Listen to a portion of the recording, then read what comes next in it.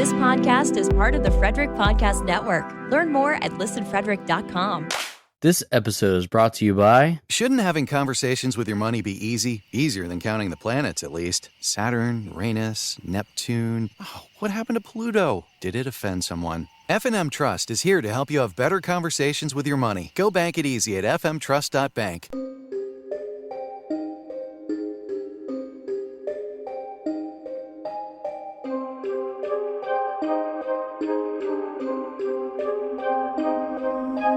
What's up, everybody? It's episode 145 of Beers in the Lot. So before we get going, I got to point you, as always, at our website, beersinthelot.com. That's where you'll find the link to the shop, where we've got Beers in the Lot merchandise. Check it out. We've also got the link to the Discord there. We've been adding a few new members lately. You should be the next one. beersinthelot.com/Discord. So as we recorded episode 145, the guys and I were watching the Carolina Hurricanes take on the Florida Panthers in Game 3 of the Eastern Conference Final, so we talked about that. We also talked about the drama in Toront-ah, and we talked about a recent Jaromir Jagr sighting in Pittsburgh on social media. So let's get to it and crack the beers. Here we go. What are you drinking this evening, Aaron? My eyes are popping out of my head. I am drinking a Citrus Squall double golden ale from Dogfish Head. It's an 8%. It tastes like a light beer. Oh boy. Oh my. Oh boy. So guess what? Your eyes won't be the only thing popping out soon, I bet. No, it's got grapefruit juice in it. Grapefruit juice and blue agave nectar in it. It's a winning combination with me. I like. So you're this. drinking healthy. Yeah, vitamins and citrus. Drinking That's what you need. Yeah, getting my vitamins. Yeah. Yeah. It has what plants need. Yeah. It's got electrolytes. Yeah. Like Brondo. That's right. Yeah. Some electrolytes. Oh man, no. 8%. This is dangerous. Anyway, what you got, Johnny? I have some Bullet Bourbon this evening. So, staple. Can't go wrong. Yeah. Daniel, what do you have this evening, sir? So tonight, I returned from a trip up north and snagged myself some more Treehouse beers. So tonight I am drinking Vivid by Treehouse. It is a double IPA. Just a spur of the moment, impromptu 8-hour drive to get But beer. really, spur of the moment. It is, as you know, I need to schedule everything nowadays. So Well, it's true. Very provocative names. yeah. You like that? I do. It's like Sauvage. Sausage. Yeah. Isn't that the Johnny Depp cologne? I Yeah, it think is. so. Yeah. That's the one that people would put the S in the middle over the V. So it would look like sausage. Yeah, he's playing a guitar with like Panthers in the desert. Like, doesn't even make sense. But it's Johnny Depp. Apparently, if you wear the cologne, you become like a Keith Richards pirate, and you can play guitar, and Panthers just randomly follow you around. It's kind of cool. So, What do you got tonight, Riggs? I have from Attaboy Beer, Guava No Guava. That was canned 7 days ago. Oh So man. it's super Fresh. fresh. Big fresh Super guy. fresh. Yeah. Gotta be fresh. you know what they should do at Attaboy? Almost like the Krispy Kreme sign. Like, just have Oh, a yeah. big sign, and just when they're like canning something, just go new canning happening.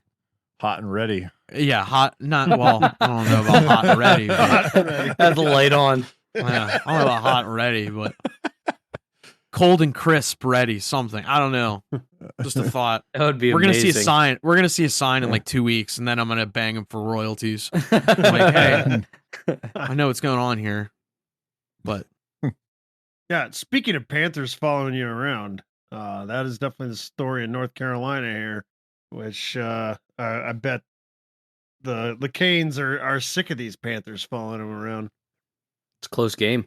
I think the Canes are trying to chase the Panthers. Actually, Well, yes, that's kind of the situation. yeah.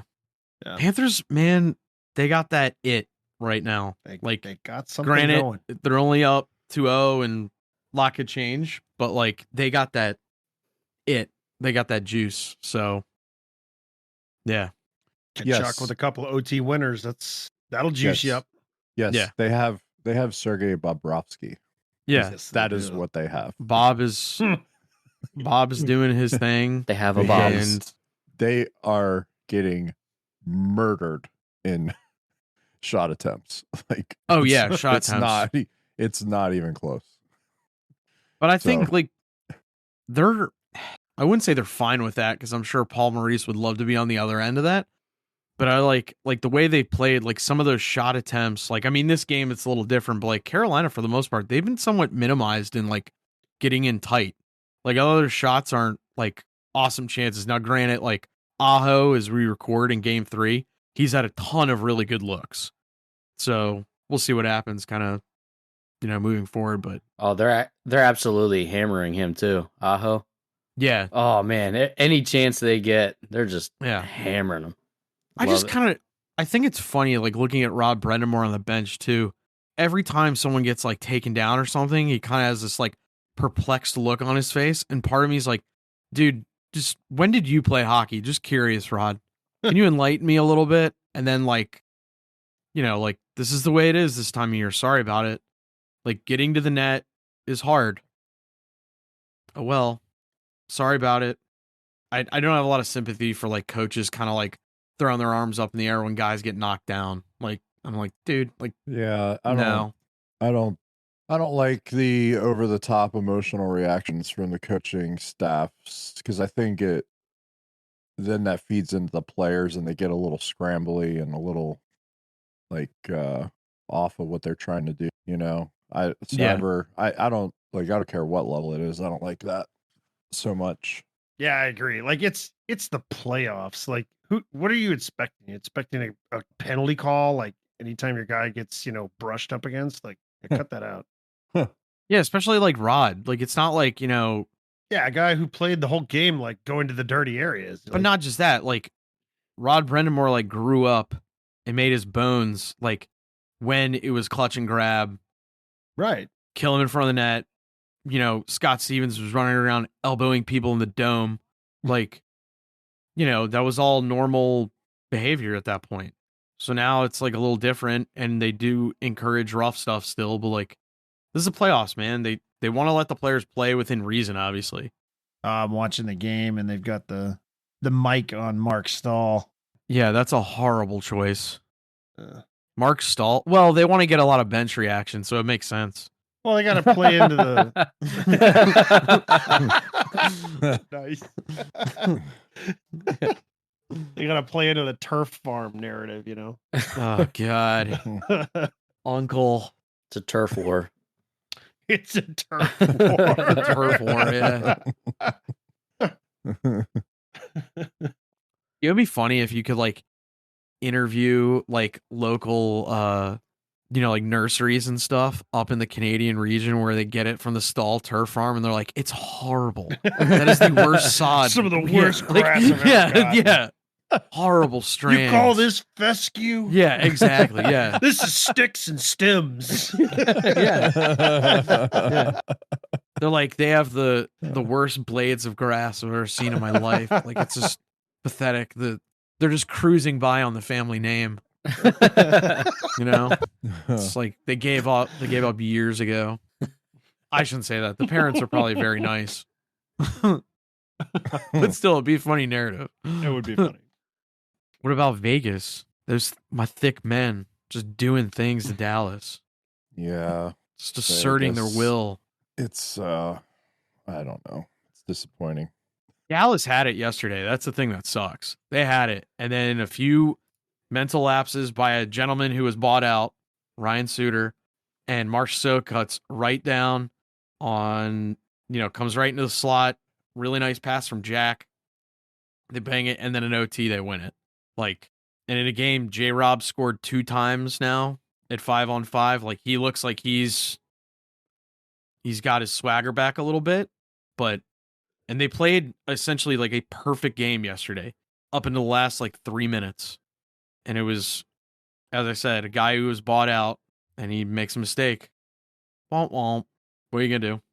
I do find it interesting that all 4 games of the conference finals so far have needed overtime. Yeah, I was just thinking A that. couple games only needed like a minute or two, but still, Still OT. it's still extra time. Well, it does kind of show like these. I think these are the 4 best teams remaining, Mm-hmm. and also like the margin of error is very, very slim with these squads. I agree. If you look at it, like the goaltending for each team has been pretty damn good, considering Vegas has had multiple goalies. Aiden Hill's like 3rd on the depth chart, and then Jake Ottinger's in the games he needs to win, he shows up. He's had like a little lull in the series, like Seattle especially, but he got through it. And then, Freddie and Antti Ranta got Carolina where they need to be, and you got Bob. So, doing things. All 4 like somewhat non-traditional hockey markets as well. I don't think that's being talked about as much. I know Anson Carter mentioned it a little bit, like when he was playing in the league, going to those markets usually was like a little bit of a vacation. You could take it east when you go on the road to those places, but like now, like you can't do that. Like you get out into Florida, those are tough games. You're going through Dallas, that's not going to be easy. Vegas ain't easy. And then, a few years ago, think about when all 3 of the Carolina or California teams were at the height of their powers. Like that was a garbage road trip. And if you're east, you were going through like Alberta or Vancouver as well, and going to the California teams. Yeah. Like good luck even getting like 1 or 2 games. A few years ago, it's a lot different in Vancouver, and Calgary didn't have a good year, but yeah, interesting how it all pans out. Yeah. And like we said, it's a all Southern market conference final. And it is a possibility if Dallas gets it together that the Stanley Cup final could be only being played as far north as Dallas, Texas. Like that's kind of interesting.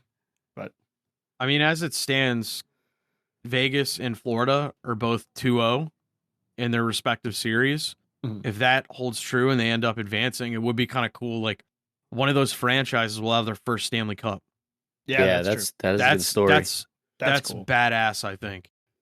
And in like, Vegas has a great story, with the success they're having in the AHL and even just what they've done in their short time in the league. Florida would be cool too, like because last year they were President's Trophy winners.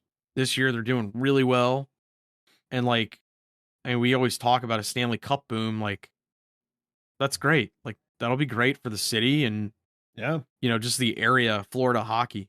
It's been booming in Tampa, or they're getting the boom off of Tampa from the past couple of years, few years. Yeah. And extend that down into the Miami, Fort Lauderdale area, then yeah, you probably start seeing some big time hockey players coming out of Florida the next 15 years or so, probably stemming straight off of these cup wins. Hey, but guess what? You know where there probably won't be any more elite talent coming from anymore? Probably not out of Tempe. Yeah, dog. We finally won. We finally won. Fly the banner. Fly the banner. Also, whoever I would like to say this too, like Mission accomplished. Like, mission accomplished. I'm making a total joke because there are like a lot of diehard Yotes fans and kids that's their team and they grow up. Like, I mean, even adults that like did play, in the Austin Matthews, Tage, Thompson, time frame, and it sucks for those people because when you lose an NHL franchise, like listen to the people in Quebec and Winnipeg, how long they had. Winnipeg at least got one back, but it sucks. That being said, Arizona like is still just a joke. Like that franchise and ownership, it's pathetic. Yeah. Like stuff came out today about how the CBA was violated, where they had subpar traveling standards and lodging and stuff with their per diem, and that is more of a problem to me because that's your current ownership and management that's jacking that up. That has nothing to do with city council votes, none of that stuff. Right. And then some jag off on the social media account wants to rickroll everybody. Like, I'd be like, glad you think it's funny. Like, I was like, you gotta be kidding me. Like, you can't be having fun right now. I mean, is I would say bullshit. that guy should be fired, but in about a year he won't have a job anyway. So like, I don't really care. But like, Yeah. it's just like I'm like, come on, man. Like that's just wrong. Yeah, like any business that you're in, like Yeah. there are certain things that you can't screw up, like payroll and benefits. Like you can't screw those things up. Like No. like if people are owed something for the work that they're doing, like you got to give it to them.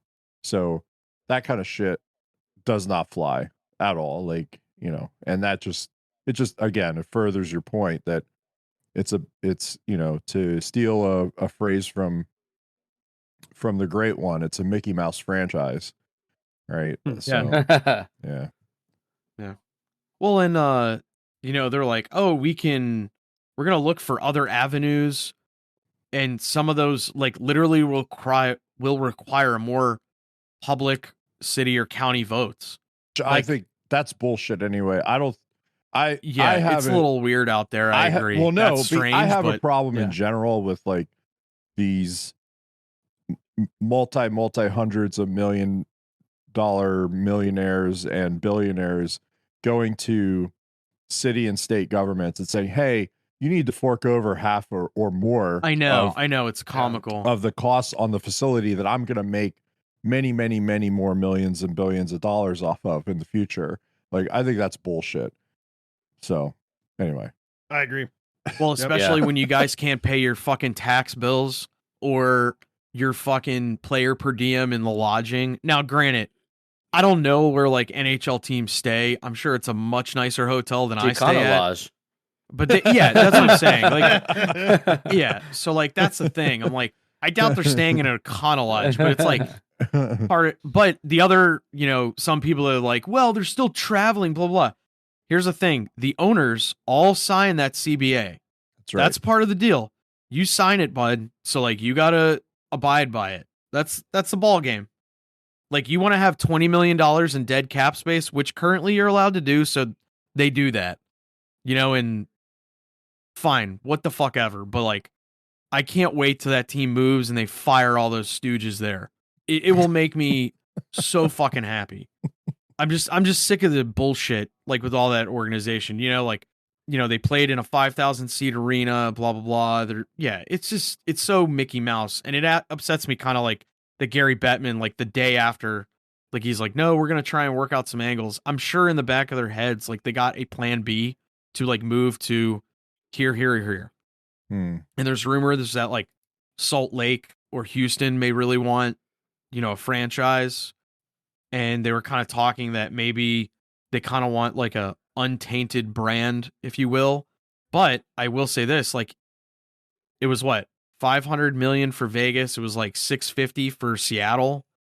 So like, you can get a team certainly on the cheap, because the price for an NHL franchise is only going up. I mean, Ottawa's going to sell for $1 billion, you know, so maybe able to get a team on the cheap. And I think Salt Lake will have an arena. Houston does have an arena. Quebec does have an arena, but then you run into like conference alignment issues. But Kansas City, that's the other. Well, Patrick Mahomes, he was already like, I hey, know. But they also, I mean, they have a building, so they do. And it wouldn't take much to get the facilities right for the NHL club that might move in there, right? And I think they have ice capabilities already. I think think so as well. I'm not 100% on that, but the bottom line there was it's from a facilities standpoint, it's very easy to kind of move an NHL club in there. Yeah. God, nothing will make me happier. Can we throw a rager? Oh, that dude, I'm gonna have a to party. celebrate? Come on Ooh, down. pool party. Yeah, we're gonna have a pool party, and I'm gonna invite Keller and you know all the boys. I want them all to come Phil, over. you gotta invite. Oh, Phil's Phil's but he's dude. Phil's probably still trying to delete that from his Wikipedia. Like I don't blame him. I don't blame him at all. No, you should. But like, you should invite Poppy. You know, because he's Arizona kid and everything. Right. And yeah, he'll come. Yeah. Maybe Willie will come. Yeah, Willie of course better he'll come. just tell him No. Bieber's Willie gonna be better. here. Willie won't be there. His brother Alex will come. Maybe. He'll Maybe. come. Maybe. I'll fool him. I'll make sure. I'll trick him. him. I'll trick him. Yeah. God. It's been a weird NHL news week, though, don't you think? It has, yeah. Yeah. When did we see the one thing Elliot asked somebody, Elliot Friedman asked somebody in the Leafs organization how it's going, and they said it was Game of Thrones. Yeah. He said that today. It was on 32 Thoughts. Yeah. What a disaster. Like, it's bad enough they have to deal with yet again not having a deep run. You know, they go down 3-rip to Florida and then only last another 2 games. Like, that's not what you want after finally getting past the first round. And then everybody starts going nuts about Kyle Dubas. Like, I don't know. Like, the whole Shanahan thing, like, I watched the press conference that he had. Fantastic television. That was supposed to be the it's fun to watch. It's supposed to be his end of season sort of thing, but since, you know, he decided to let Kyle Dubas go, now it's all about that, right? Instead of about, hey, what are we going to do for next year? You know, what are we going to do about extending Matthews? What are we going to do about, you know, some other contract situations that probably need to be dealt with to get the roster aligned a certain way? Yeah. And instead it's him recounting the story like he was on the witness stand in a trial. Like, that's what it was. It was like, it was that rehearsed and that detailed. It was really interesting because that's essentially how he just started. He's like, as announced earlier, Kyle is no longer, or the club has decided not to renew Kyle's contract. We'll be parting ways. And then he goes, I'm going to give you the timeline. So it's kind of cool to, like, you never hear that stuff.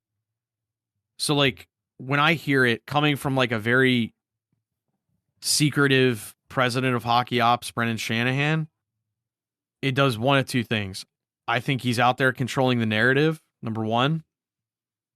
The other thing, the timeline for me is a hair odd because Wednesday they had a executive management meeting in which Dubas led regarding how they need to change certain things in the organization, whether that's the roster or people in the organization, you know, moving forward to better the team for next year. You know, like, hey guys, it sucks ass.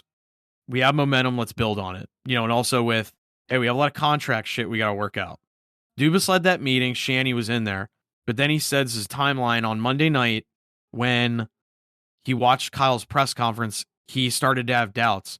I think at any point, if you did, you need to, like, not necessarily remove Kyle, but kind of go like, hey, let's not have this now. Like, we need to get some things straightened out. You know what I mean? Like, it's just very, like, why would you go through that exercise knowing you're not going to do it? And then on Thursday, everything happened, you know, where he's like, I got a revised financial package. Kyle said he still wanted to do it. Friday morning, he's like, no, we're not renewing your deal. Kyle Dubas also was like, I don't know the money, but like he was kind of asking it from $1 billion entity who's kind of like, you know what, man? Like, I don't know. I think his mind was already made up. I think it was already made up. Shanahan's is much to blame. His hands are all over this team as well. Yeah, the rumors are that there are multiple rumors that Shanahan basically nixed some moves and some deals that Dubas wanted to make. Yeah.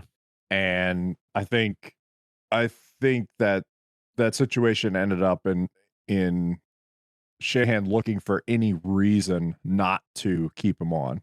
Yep. And so it just so happened that and he, you know, Shanahan mentioned it in the stupid press conference. He was like, you know, I told Kyle maybe he shouldn't go do his press availability yet until we had all this worked out, but he went ahead and did it anyway. And I respect Dubas for doing that. And he said these things, and that's when I started having my doubts. And that's when I was like, okay, he was basically looking for any reason not to keep him on. Yeah. Yep. And And also, got his reason. if Dubas is like, I would like to streamline decision processes, I'm sure part of that, whether or not anyone wants to admit it, I'm willing to bet that's where Shanahan had input. And I don't even know the current structure. Was it 50-50? Was it 75-25? I don't know, but I will know. It sounds like no matter what, he had, for any sort of move of magnitude, he had to go to Brendan Shanahan first and get his okay. That's what it sounded like. And apparently over the years they had differences where I would call it working in professional sports differences. Like, this is how we should do it. No, this is how we should do it.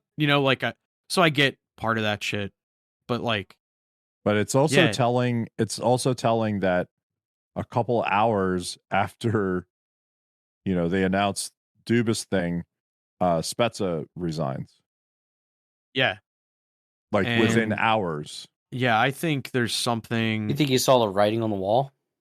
Probably. Well, I think he was on the inside and knew what was going on, right? And knew what the interactions were. He was hired to work with Dubas too as a special assistant. So essentially groom him for management and everything. And, that's awesome. But maybe Jason was like, you know what? I wanted to do it under Kyle because he created from everything you read, it was a very forward thinking, front office where they liked analytics, but also hockey people, kind of making decisions the best way you do it, in 2023.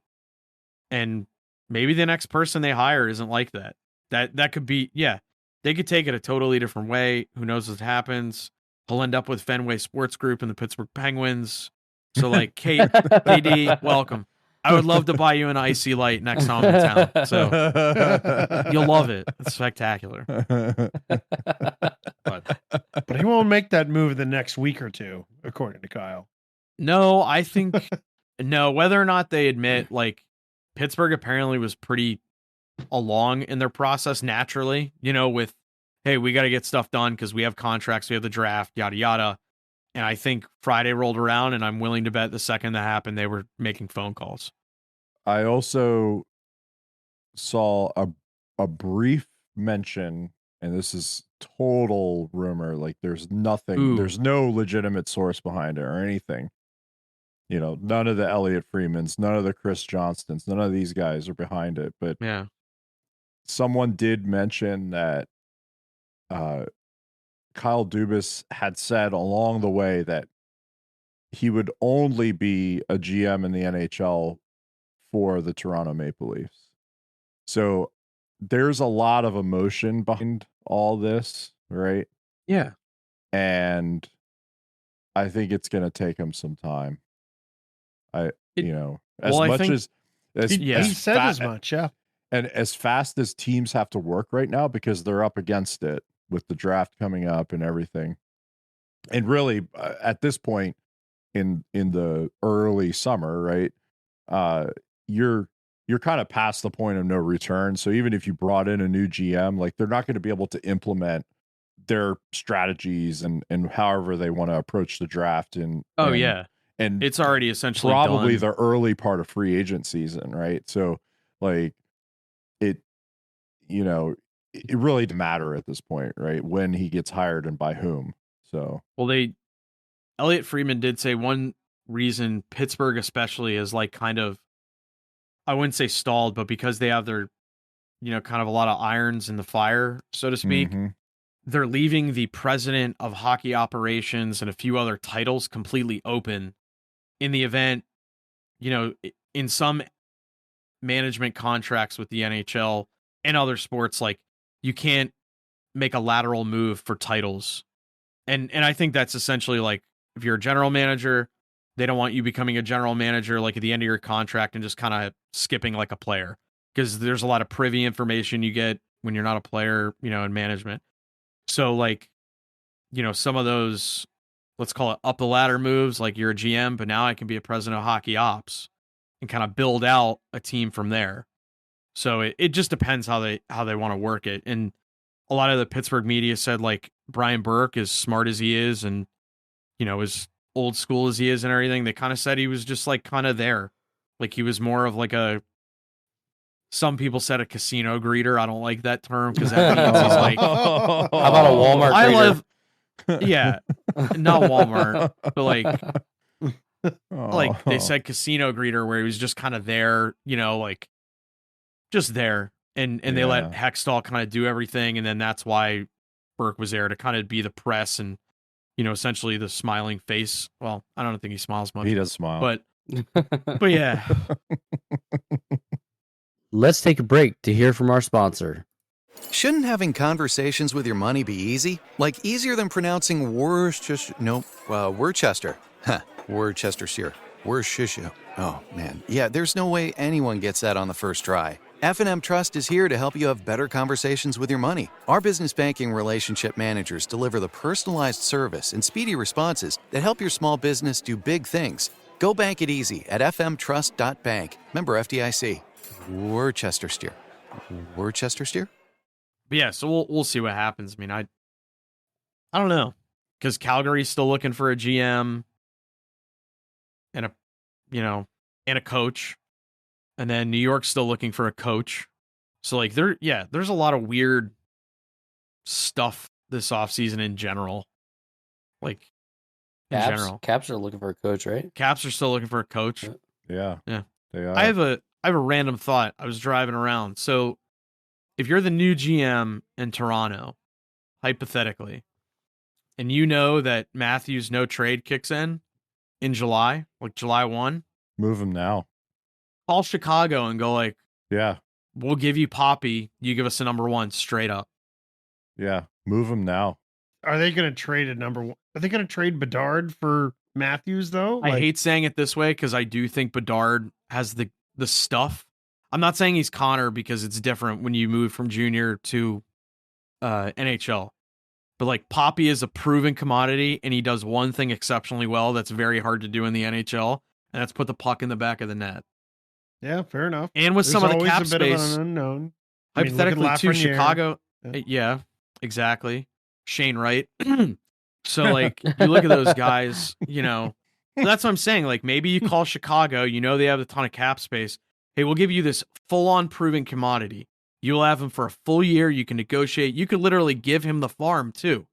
Like Chicago could retool very freaking quickly. But I don't like Chicago, but like here's the whatever. issue. Here's the issue. Toronto doesn't have a GM. Right? They don't. So they gotta hire they have to hire somebody, and they gotta get in there and they gotta start making the calls and having the conversations. Correct. Within, what is it? 6 weeks here? Like, Yeah, 6 weeks. And some of these deals, they take a long time to talk through. Yeah, it's not like a quick phone call like you and I are sitting around.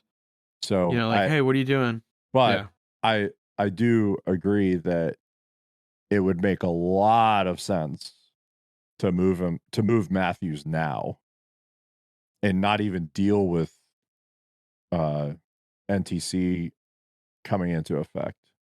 Yeah.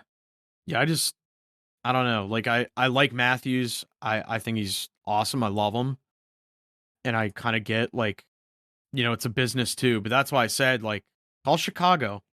Like call them or call some of the other guys, like maybe Anaheim, because that's a market I could see Austin Matthews really enjoying. I don't think at 3 Columbus, like I don't think he wants to go to Columbus, but like call some teams in the top 5, see what you can do. I would. Chicago and Anaheim are big. Well, Anaheim's essentially like Orange County, so yeah, big market out there. But I don't know. Good players too.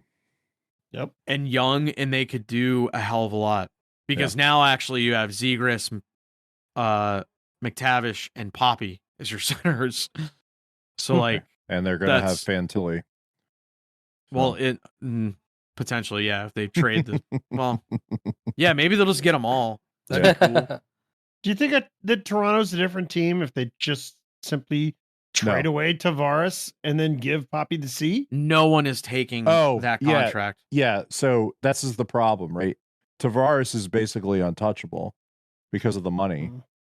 it's He's a you- buyout. yeah, you got to wait until like the second to last or the last year of that deal, and then you got to work out a deal where he gets bought out and traded. Like It sounds like Arizona, yeah. but they won't buy him out. They'll just keep No, him they on won't. LTIR. Well, that's yeah. True. Kind of their MO. But that contract is just it's a boat anchor. it is. It's such just a dead weight. But let's say some magic happens, though. Some sort of magical thing occurs, and there's no more John Tavares on the Leafs, and the C is available, and they give that to Austin Matthews. Is the team totally different next year? So I also, unlike Johnny, I am down on Matthews right now because I don't. Do you think the wrist is really bothering him? No, I don't even. I'm not even looking at it from an injury standpoint. I'm looking at it from hey, it's time to perform. Like it's in the playoffs. Time to go. I agree. It's time to go. You're one of the guys on this team. You're one of the leaders. Like it's time to go. Like tonight, we're watching, Carolina and Florida, and Aho really hasn't done much so far early in the series, and he's got so many scoring chances tonight. Like he's moving. His motor's moving. Right. He's decided that, things aren't going our way, but I'm going to try and make them go our way. And you could tell. Like, and Kachuk came out with a fire in his ass. So yeah. Watching, Matthews through the first round and whatever that second round was, I'm down on him. And I didn't notice him. I don't know. Yeah, he was kind of invisible, right? Yeah. I don't know if that would go over well if, whatever happens to Tavares and then, okay, now Austin's going to be the captain. I don't know how that would go for him. Well, yeah, and the thing we always mention is like Willie is the one that shows up in the playoffs, and he also has the easiest contract to move. Yeah. Which sucks because like he does some stuff. Like you need a guy like that. Morgan Riley could probably be a captain, I think. He had a really good playoff, and I think he showed up. Yeah, but he's not going to sign with them. He's not. Well, no, he has a contract extension now. Oh, okay. For a couple of years. But I think like the whole thing for a while. with the, JT coming in and automatically getting the C and like all that stuff, like that had to be addressed then. Like I think that was a mistake then. Absolutely. They got that pick and they drafted Austin Matthews to build around to kind of, all right, let's get to the playoffs. Let's get over the hump. Let's put 1967 to bed, right? And that was the player that you were going to do that with. Give him the C, a couple years in, whenever JT came. Yeah. And, they went a different direction. And that's not why they didn't advance, but I still I still say the whole situation was weird and negative. There was just a negative vibe around it. It was weird. Was JT he was Burke, wasn't he? Didn't Burke make that move? Yeah, it was before it was before Dubas, right? It was before Kyle, yeah. No. Kyle Dubas signed that. No. Kyle Dubas signed that contract. Did he? Huh. And before, so it was Burke, Dave Notice, Lou, and then Kyle. Because Lou left, but yeah. Got shown the door. It wasn't hard, probably. Sure. Berkey gone. They Yeah. just fooled him. Shanahan orchestrated all that, right? All part of the Shanna plan. Yeah. Yeah, it's just, man, it's just strange.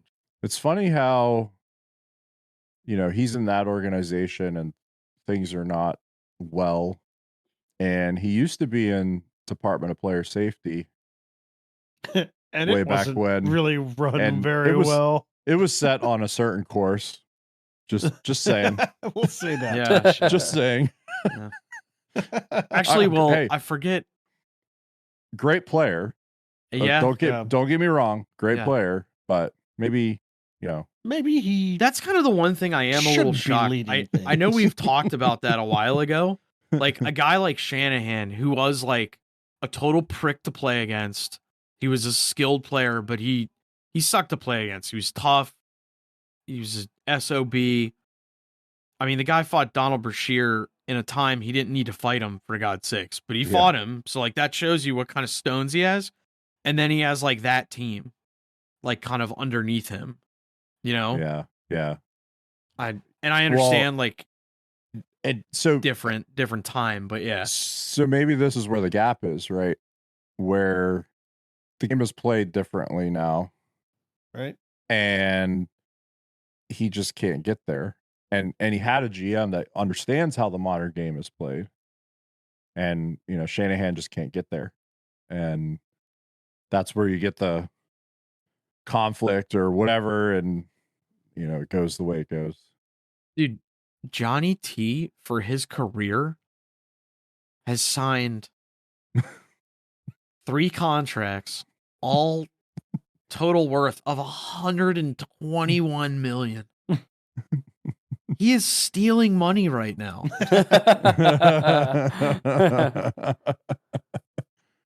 But his last 2 years, he has this year, obviously, and then 24, 25. And actually, his contract would actually be very favorable to move because his base salary, his base salary is $910 million, and he gets a $7 million, $910,000. He gets a salary bonus of 910 million's a little different. Sorry.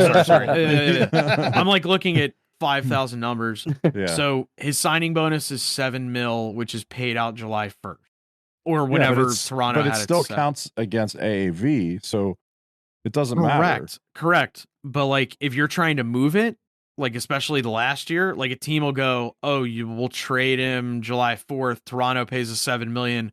We'll pay the base this year of 900." And all of a sudden, a team like that's hitting the basement, or even like a middle team that needs to burn some cap space, like that just needs something. Maybe they'll use him as a third line center. I don't know.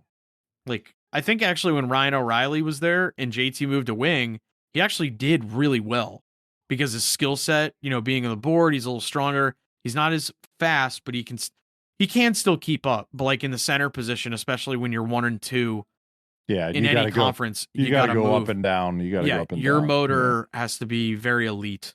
Yeah. So, yeah, I don't know. We'll see, man. God, can't wait to see Kyle. It'll be so cool. We should drive up for the press conference, guys. Can't wait to see him. Sign a bunch of players that'll just take our organization to the second round consistently for like 4 or 5 years. That'll be cool. That'd be awesome. Nah, maybe, I don't know. Kyle Dubas is 37. Like, he has a long career ahead of him. So, That's like, right, anyone that's like, this guy can't get it, blah, blah. Like, look at the stuff he did this year. He literally brought in pieces to address needs that they have lacked the last couple of years. Ryan O'Reilly, Noel Acciari, Luke Shen. They were 100% fine. So then you have to go, all right, if it's not the GM, which clearly isn't this year, it's your coaching staff or it's your players. I'm semi like Eric, I don't think it's a coach. Yeah, I don't think it was Keefe at all. Really. I don't. I mean, and I understand like they lost 2 out of the first 3 games to Florida in overtime, but like look at Carolina tonight. Yeah, it's a this is 1-0 a Florida game. team. Like this is what you got to do. You literally just Yep. have to put yourself in position. And Carolina, yes, they're down 1-0, but like they're playing a good enough game to essentially win.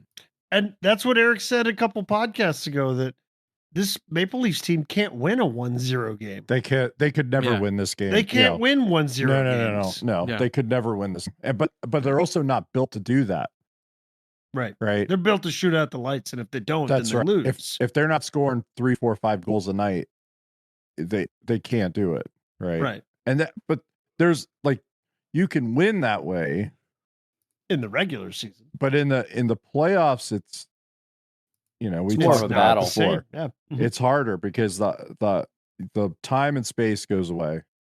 So the guy that you're bringing on, to score a goal every other night or more, they're not going to be able to do that in the playoffs. They're just not. Yeah. It's not how it works. No. And you got to learn how to you got to make the game simple. You got to simplify, and if it means that you just got to chip a puck across the next line in order to relieve it, you got to relieve the pressure, right? Like that's what you got to do. It's not always going to be perfect. It's not always going to be a controlled exit. Right. It's not going to be a highlight reel like dangle around three guys go. Exactly. It's not going to be a highlight reel, where you fake go in between your legs, then go back to your backhand. Exactly right. It's not always going to be like. I mean, it is for some people, but not always. Exactly. It's although I just read that Barkov went out in the first period and it's questionable to return. So yeah, he's out. Yeah, Looked like something with his arm or shoulder. That's not good. So we'll see. He's We'll out. see. Daniel, did you see Yogs was back in Hell yeah. in Yeah, the he's Berg? back. All the for bird. that. Was he paying his taxes? Hey man, from what I heard, he settled that years ago. Okay. Hopefully. He said something like the video we saw, he was talking in Czech, but I think somebody translated it and it was something like, well, we'd have to work at, like, I think the question was about, are you back to play or something? And Oh. he said something along the lines of, we'd have to work out that first line. I think he replied to one of the posts on social media. It was like, yeah, we're gonna keep Crosby.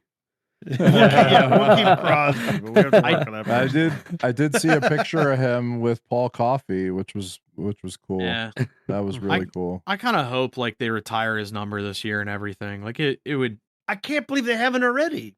Yeah. Well, there was a Well, lot he's of still like playing. weird stuff. There was a lot of weird stuff when he left Pittsburgh. Like he Mhm. apparently was like very upset about being traded initially, and he kind of like, and this is all like I don't even know if it's true. It's just like rumors over the years. He gave the Penguins a list, and they just were like, "We're ignoring your list. Like we're trading you wherever the hell we want." And then he goes down to DC. And the funny thing is, like everyone's like, he was horrible. He put up like 100 points. He put up a lot of points Yeah. when he was I'm here. like, He's he good did everywhere he went. did. Yeah. I'm like, he did A-okay when he was in Washington. Yeah. But yeah, like it'd be great because like for Penguins players all time, like he's in the top 4, like however you want to shuffle that, Yeah. like obviously Sid, Gino, Mario, Yogs. So like I'm sure everybody has a different opinion on 1, 2, 3, 4. 1, I think it's not even a debate. Like it's Mario, and then go from there. I don't care how you want to do it.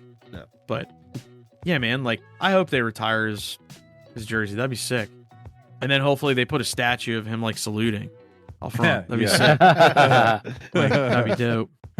Well, that'll do it for episode 145. Thank you so much for your listen. We appreciate it as always. Just like we appreciate all your ratings and likes and reviews and subscribes. I want to give a shout out actually to one of our favorite fans who recently left a review, and we got a good chuckle out of it. Thank you so much for your review, Josh. You're awesome. And hey, this could be you that we're shouting out in the outro. Be sure to get your reviews in on your favorite podcatcher. So until next Wednesday, thanks again, and we'll see you.